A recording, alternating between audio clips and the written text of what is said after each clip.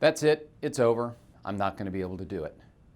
On October 19th, 1993, I was sitting at a leukemia and lymphoma board meeting. And as I was sitting there waiting for the meeting to start, in came one of my fellow board members, Todd. And Todd was walking in like his knees had locked up. And as he got in there, I said, Todd, what is the matter with you? And he said, Steve, I just ran this weekend the New York City Marathon. Now, if you're like me, your first reaction is, why in the world would you do something like that? So he went on to tell me that he was participating in a new program, fundraiser, that the Leukemia Society was doing called Team in Training. And he said, what you do is commit to running a marathon, you commit to some fundraising, and then they will train you to run the marathon. And he had a big why. His son Jared had just been diagnosed with leukemia, so he wanted to do anything and everything he could to raise money for the Leukemia and Lymphoma Society. So he looked at me and said, Steve, you need to do this. And I said, Todd, look at this body. This body is a baseball catcher body. This is not a marathon runner body. He said, look at me. I'm the same way. But you'd have over a year to get ready, and if I can do it, I know you can do it. So I said, all right, I'm going to go ahead and do it. So I found the program director, I signed up, I went home that night and told my wife. And if you lived anywhere near me on that evening, you would have heard the biggest laugh you've ever heard in your life. My wife was like, are you kidding me? You've never run more than a couple of miles at a time. How are you going to run 26 miles? And I said, I'll tell you what, it's 26.2 miles, and I've got a year to train. She said, well, as long as your life insurance is paid up, go ahead and go for it. So off I did. And so I just kind of willy-nilly went out and ran and back and forth. And then I finally thought, you know what, I should probably have a plan for this, because when you start putting the kind of miles on your body that you're going to have to, something may come up, and if you don't have a plan to go back to, it's going to be real hard to get back on track. So I sat down and did a very simple plan. My plan was I was going to run 5 miles Monday, Wednesday, and Thursday, and then run the long runs on the weekend with the team of 7, 8, 9, 10 plus miles on a Saturday. And I did. I took off and I did it. I followed my plan. Everything was going great. I ran in rain, I ran in sleet, snow, bitter cold, but I got through it. Then on June 24th, 1994, I was in West Tennessee, my wife's hometown, for my sister-in-law's wedding. And if you've ever been to West Tennessee in June, it's very hot and it's very humid. So I had to run 16 miles that day. So up early in the morning I take off and I start running. And I make it. I do it fine. I'm feeling great. I am feeling awesome at this point. Well, I sat down and I did like what I did every time. I started to stretch. And as I was in the middle of my stretching, I felt a pop in my groin area. I pulled a groin. And if you've never pulled a groin before, it is the most painful thing you've ever had in your life. I couldn't get out of bed. I had to like roll out. I could not get into the car. I had to like lift my leg and fall back in the car. It was very painful. So now I'm at a crossroads. Do I just go up, that's it, I'm not going to be able to do it and give up? Or am I going to make some adjustments in my plan? So that's what I did. Made an adjustment number one. Instead of running, I decided to swim. Number two, I went to the doctor and got treated for the groin injury. And lo and behold, within about 6 weeks, the doctors cleared me. I was able to get enough miles in, and I went and ran the Marine Corps Marathon in Washington, D.C. on October 23rd, 1994. And 5 hours and 35 minutes later, I crossed the finish line. In fact, I have proof that I did it. There's my genuine imitation medal, and there's my singlet, and there are some pictures of me crossing the finish line. So I did do it. In fact, in 1995, I ran the exact same marathon, 4 hours and 10 minutes, and then a couple of years later, ran the Las Vegas Marathon, 6 hours, 35 minutes. I didn't come in last, but I had twisted my knee during halfway through the marathon and kind of didn't particularly do very well, but I made it. I finished all 3 of those. Now, I tell you that story because it really goes back to what we're going to talk about today, which is planning. You have to have some type of goal, plus you have to have some type of plan. because along the way, something's going to come up and it's going to try to derail you from what you're trying to accomplish. And let me introduce myself before I kind of get into this. My name's Steve Hoover. I'm the owner of Wealth Partners Corporation, a registered investment advisory firm here in Overland Park, Kansas. And today what we're going to talk about is diffusing the ticking tax time bomb that has to do with your retirement accounts. Now let's go back and let's talk about, let's say, your grandparents or your parents' generation. For those generations, typically, they didn't have to worry about this because they typically had pensions, which I'll get into in here in a minute. This generation, the baby boom generation, is going to have a different retirement altogether of what their parents and grandparents have. And in today's presentation, I'm going to go into it and talk about why that is. We're going to talk about part one, why taxes must rise. Number two, a case study, which will help you at least identify what I'm talking about. And part three, how to develop your own tax-free retirement plan. So with that, let's talk about, as I said, your grandfather's retirement. Typically, they worked for one company their entire life. Worked there 30, 35 years, got the gold watch. They retired with a pension, so they gave them basically about 70% of their salary. And most of the time they lived to about 75, which was kind of high on the life expectancy side, but that's basically what happened. And a lot of them just passed away at home. But the baby boom generation and then Generation X generation is totally different. Typically will work for 5 different companies in their career. They have to save. They don't have a pension, so they have to put money into a 401k or a 403b. They typically live into their mid-80s. Some are living into their 90s. And a lot of them will die in a nursing home. Just because you live longer doesn't mean that you can stay home that long. Totally different dynamics in terms of your grandfather's retirement and the baby boom and Generation X retirement. So let's kind of review. We have grandpa who can't outlive his money because a pension basically pays until you die. He didn't need to invest at that time because his pension already took care of that. And he had no control over his taxes because the pension money coming in was going to be taxed as income and there was nothing he could do to avoid that. The baby boom generation or Generation X, you basically can outlive your money. You do need to invest, but one of the great things is you have the ability to control your future taxes. And that's what we're going to talk about today, how to diffuse this ticking tax time bomb on your IRA and 401ks. So let's take a little bit, step back and look about some history of taxes. Back in the decades of the 40s, the highest marginal rate was 94%. For every dollar you earned on the highest marginal rate, 94% of that was taxed. In the 50s, it dropped to 92. In the 60s, it dropped to the 90s. 70s, it went to the 70s. 80s, it went all the way down to 50%. 90s at 39.6. And in the 2000s, it was around 39.26. And as you can see on this chart, the rates right now, which are right down here in the blue line, the red line, are the lowest that we've had in recent times. But you can see that there has been a wide range of highest and lowest tax rates. Right now, every dollar that we pay in our federal taxes and the federal budget, 51% go to what we call major entitlements. Now, Social Security is not an entitlement, but it's included in what's called the entitlement budget. 24% of that, 51 is Social Security, the other is Medicare, Medicaid. 19% is income security, that's basically Social Security disability.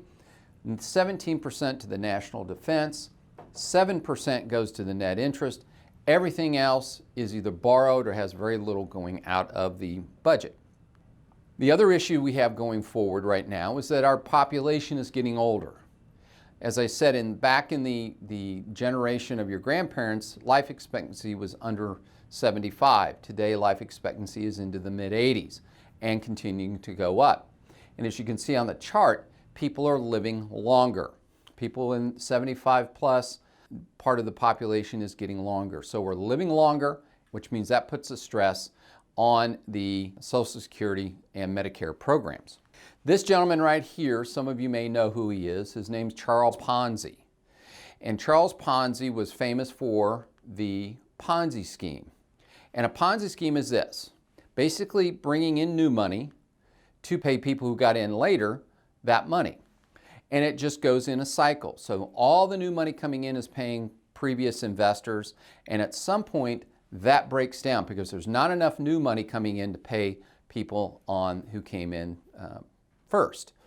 So basically, Social Security, as this guy, Rick Perry, said, and took a lot of heat for it, said that the Social Security system is basically the biggest legal Ponzi scheme ever, and he got crucified for it. But it's true. Right now it's a pay-as-you-go program. The money coming in from all of us working go to pay retirees. And what's happening is those retirees are getting bigger and bigger and bigger. And in a minute, I'm going to show you some numbers of why it's important to keep that in mind when we go through this today. But let's take a step back and look at Social Security as a history lesson. It began in 1935. Workers to retirees, that's the amount of workers to how many retirees, was 42 workers to 1 beneficiary. Earliest you could receive it was at 65. Life expectancy back in 1934 was 62. Most people only collected for 2 years because most people died before they ever got to 65. Today, totally different story. Today, we have 3 workers for every 1 recipient. You can start taking your Social Security as early as 62, and you're going to average about 23 years of taking benefits. This gentleman right here, David Walker, if you haven't read this book, it's called Come Back America. And what David Walker, let me tell you what he is. He was basically under President Clinton and President Bush, a nonpartisan CPA. He was the General Comptroller for the United States government, basically the CPA of the government. And in his book, Coming Back America, he's talking basically about the entitlement programs are a fiscal cancer. He's talking about Medicare is going to cost about 5 times more than Social Security. Tax rates are going to have to double. And with no tax rate increase, the debt's going to grow by $3 trillion a year and top out at $53 trillion in not too long a time. Let me give you right now where we sit today. The national debt is $23 trillion. And if we go back and look at all where the money's going, we are in a fiscal mess right now in terms of debt.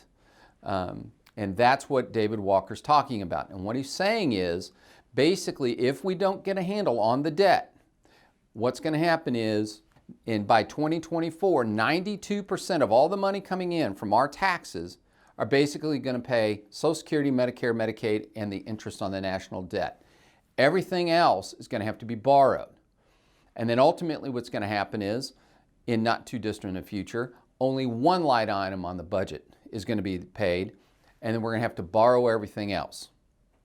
So his conclusion in his book is that the politicians, and we all know politicians, won't cut spending. But what they're going to have to do, and they're going to be forced to do it, are to raise taxes. And in his mind and what his philosophy is, in order to get a handle on this, taxes are probably going to have to double in not too distant a future. Because it all comes down to math. It all comes down to math, a 4-letter word. Because we only have a certain amount of money coming in, a certain amount of money going out. And at some point, the amount going out is just going to be so much higher than what we have coming in that the politicians are going to be forced to have to raise taxes. And we know that taxes are going to go up because the current tax law is set to expire on January 1st, 2026. So we know that's going to happen. We just don't know how much higher they're going to go after that point. So my point on that is you're going to need to be prepared for that because it is coming. This is not something you put your head in the sand and say it's not going to happen. Taxes are going to go up. We know that. So you have to have a plan to how to deal with that. So that's why taxes must go up. It's simple math. We don't have enough money coming in to cover all of our budget line items, and at some point it's going to get out of whack to a point of where we're paying so much more and having to borrow so much more money that it's just going to make the country very unstable economically. So let me kind of go through here and show you a case study of what options you can do. I'll give you an idea of what you can do. And I want to go ahead and talk about Bill and Sandy Jones. Great example here. They have a combined income of about $160,000, which is nice. They have about 15 years until they retire. They have about $500,000 in an IRA, $100,000 in cash and savings. They contribute about $10,000 a year into a 401k, and they do own long-term care insurance and term insurance. So in terms of what Bill and Sandy have done, they've followed the traditional model. Save, defer, defer, defer in the 401ks, have some term insurance, cover the long-term care issue with a long-term care premium, and live your life. Well, here's an issue that most people don't understand. We basically have 3 buckets of money. The first bucket over here is tax now. Tax now bucket of money are basically dividends, interest that you have coming in every year, and you pay taxes on it right now. The next, but like in mutual funds, cash, in their case, they have $100,000 in cash. Tax later are IRAs, 401ks, and right now they have about $500,000 in that account. Their tax never or tax-free account, they don't have anything.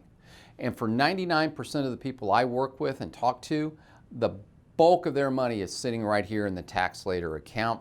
They do have some tax now money for emergencies and things of that nature, but very few have any tax-free or tax-never money. So that presents a problem because all the money that you take out of an IRA and a 401k are subject to income tax, which can have an impact on your Social Security, meaning your Social Security money can be taxed at some point. And we'll go through those numbers here in just a minute, and it can be substantial. Now, let me back up here. Some people always go, well, wait a minute, I already paid taxes on my Social Security. You really didn't. All they did was take money from you, put it into the trust fund, and they're just going to give it back to you. So you really weren't taxed on your Social Security. They just took it, they're going to give it back to you. Now, when they give it back to you, money coming out of that 401k IRA is going to maybe force your Social Security benefits to be subject to income tax. You can't defer that tax forever. 401k IRAs do have what are called required minimum distributions, which start at 72, which means you start to have to pay money out of those accounts, whether you need it or not. And depending upon how large it is, it can really throw you into different tax brackets, which we'll talk about here in a minute. As I talked about a second, the required minimum distribution can affect if your Social Security can be taxed. Now over here on the left-hand side, we have if you're married. $32,000 is 50%, 44 is 85%. Let me explain that. When you're receiving Social Security, you will be doing a calculation, or your accountant or your software will be doing a calculation to calculate what's called provisional income. What provisional income is this. It adds up all the income you've taken for that year.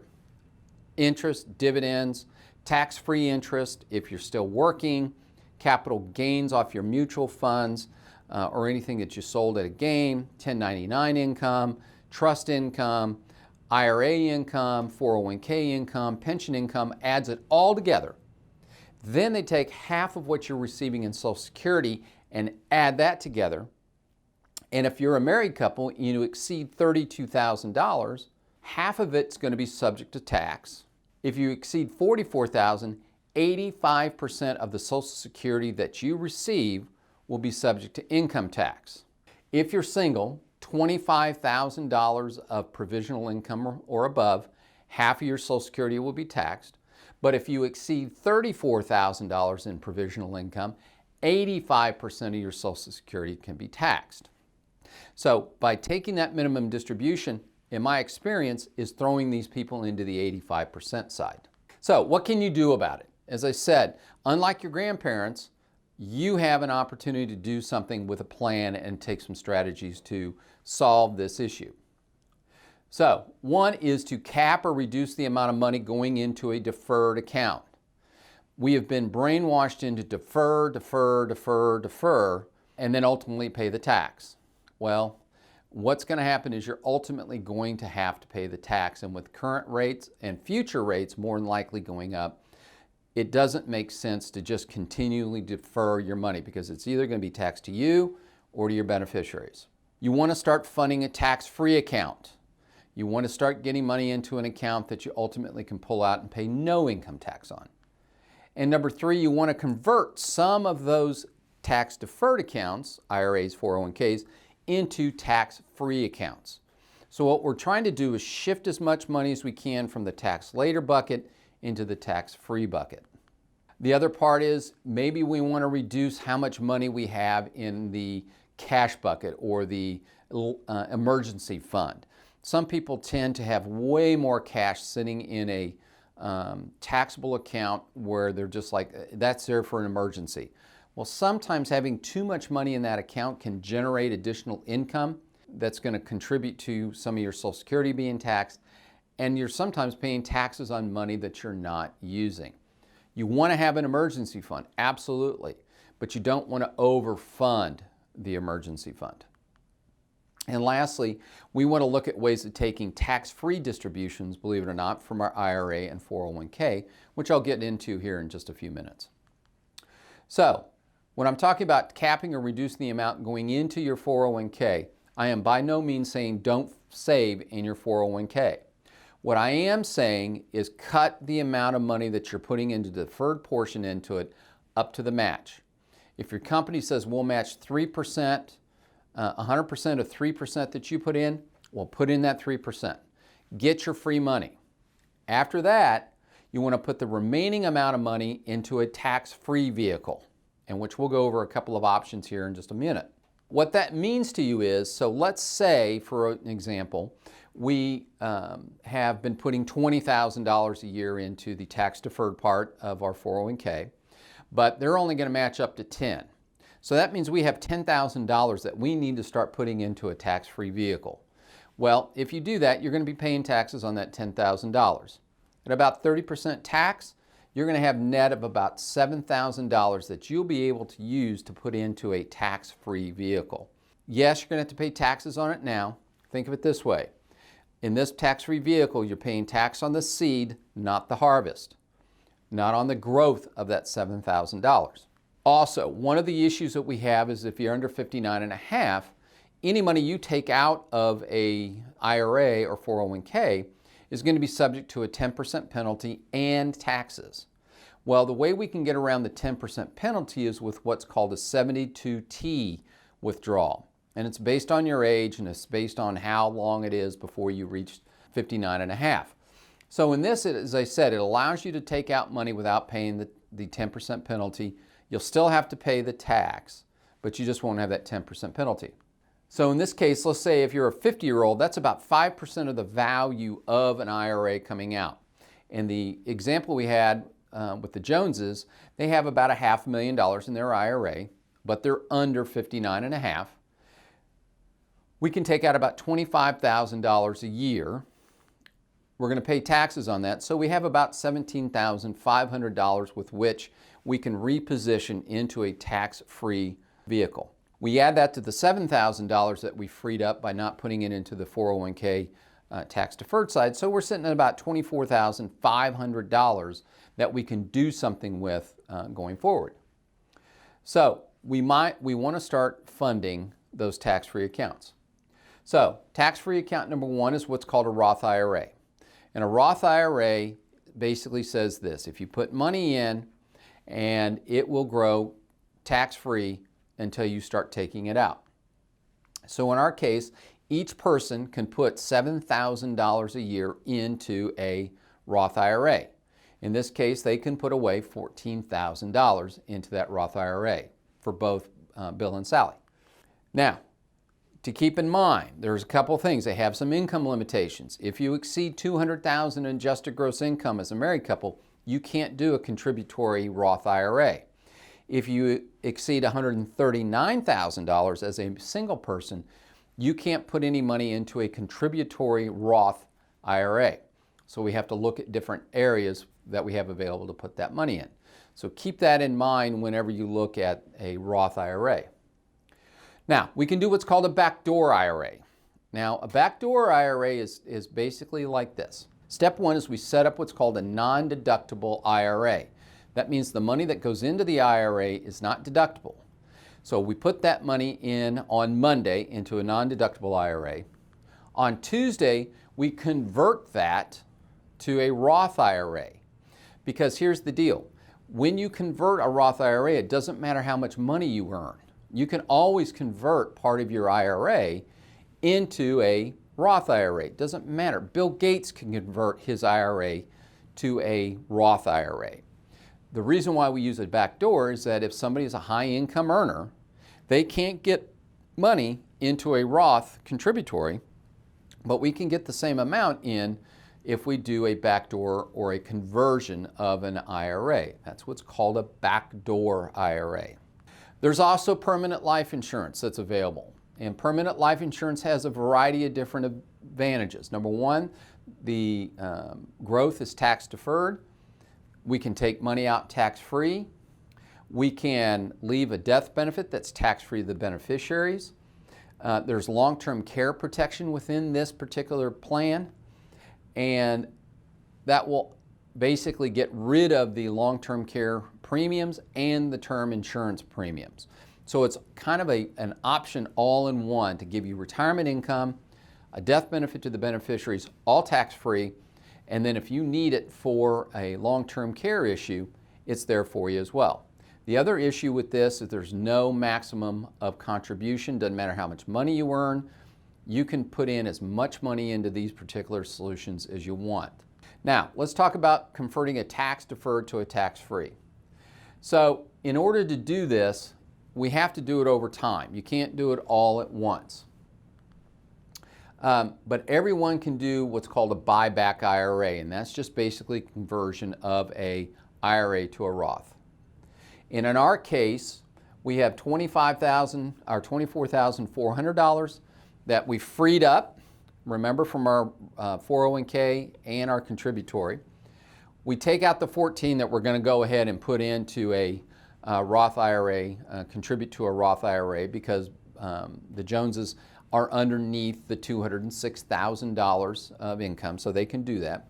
That leaves us $10,500. That $10,500 will allow us to pay the tax on a conversion of $38,333. So what we can do is we can systematically take money out of the tax now bucket, or the $100,000, but we still need about 6 months worth of expenses. So we're going to hold back about $48,000 in cash for emergency fund. That frees up $52,000 a year that we can put into our Lipper account to start building our tax-free bucket of money that we want to tap in about 4 or 5 years.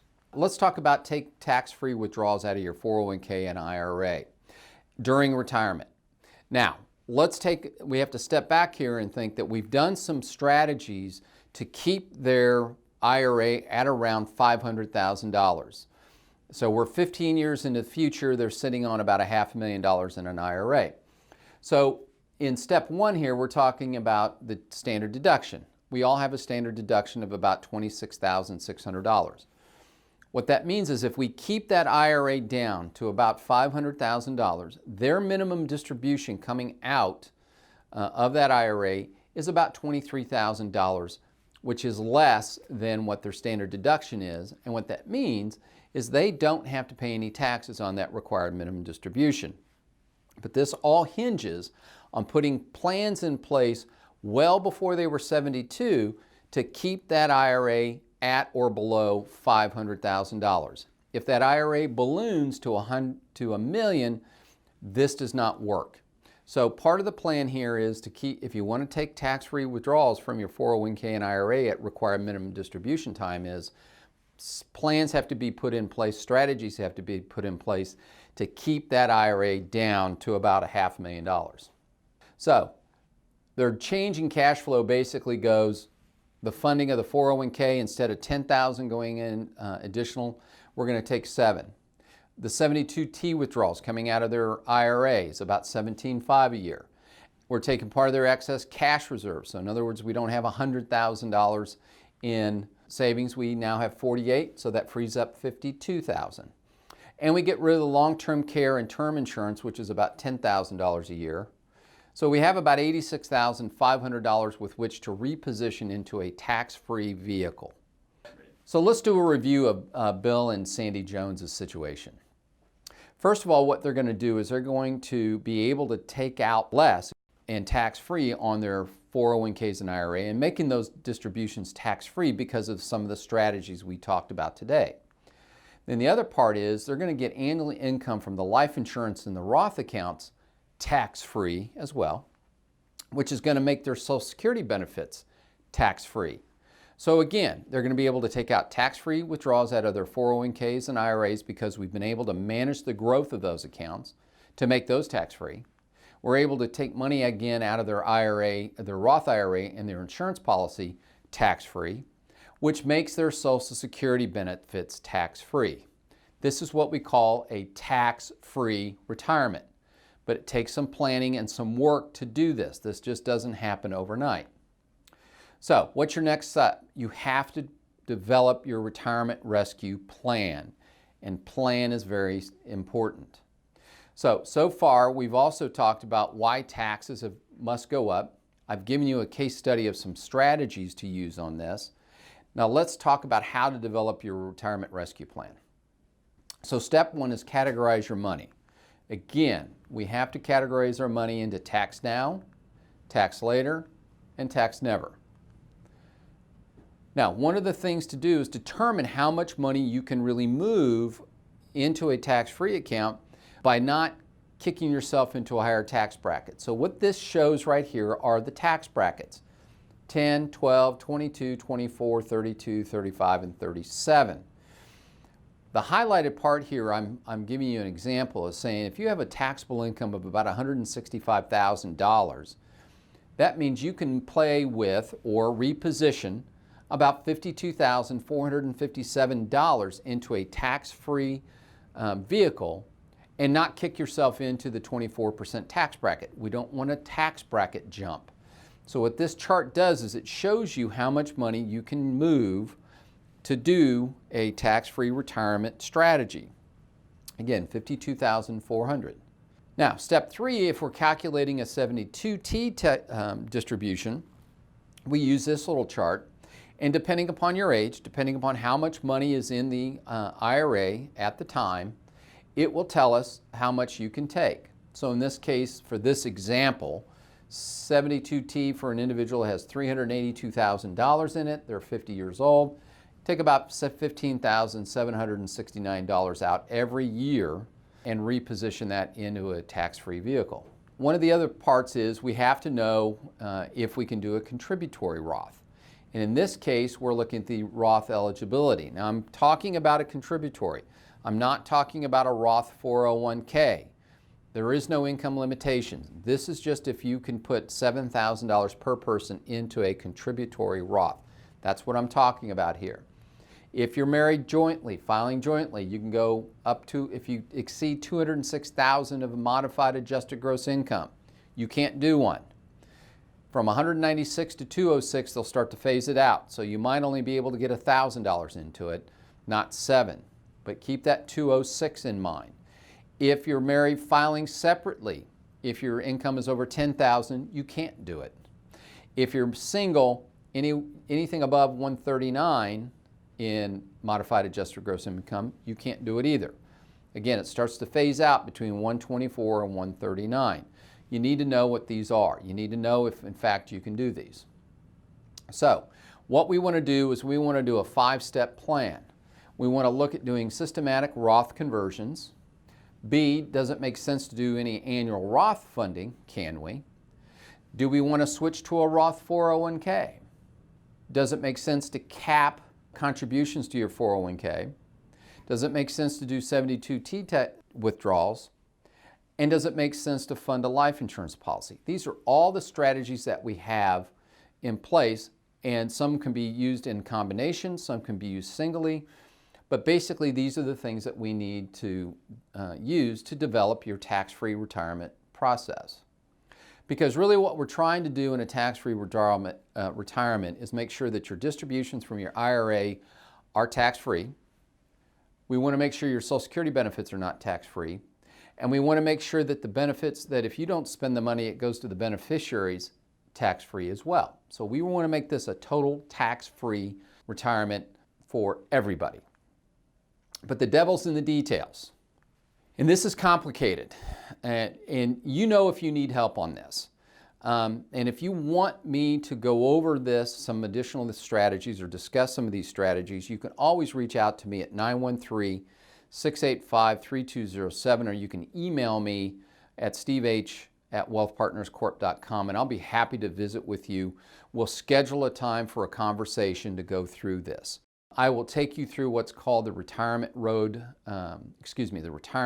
Roadmap process, and that'll help you get an idea if any of those 5 strategies I talked about make sense for you. It may and it may not. But before you call me or do anything, let me explain to you who this might not work for. And it may not work for somebody who has no money in an IRA or a 401k or a 403b, because you don't have any tax issues. You are already doing it yourself, and you're very competent at this, and you can research all these different things, then that's what you need to do. You don't need my help. If you have a competent advisor right now, then they should be able to help you, or should be talking to you about this, so they may be able to help you. If that's not you, if you are somebody who has a 401k and IRA that really doesn't want to research all these particular strategies, and you want to go through it with somebody, then I want you to go ahead and give me a call. There's no cost or obligation to visit with you on whether or not this process works for you or not. It's going to just take a phone call. And I'll be happy to do it. There's no cost or obligation. I'll take you through the Retirement Edge process. And after that process, what's going to happen is you're going to have an idea of what makes sense for you and what doesn't make sense for you. But my bottom line is I want to make sure that you understand all the options you have and then make you an informed decision maker. That's what I'm trying to do, because we're really trying to get you to a retirement where it's paying no taxes. And the only way to do that is we're going to have to rescue your retirement. So with that, I appreciate you watching. Again, call me or email me. I'll take you through the Retirement Edge process, and hopefully we'll be able to find a tax-free retirement strategy for you. I'm Steve Hoover with Wealth Partners, and again, thank you for your time.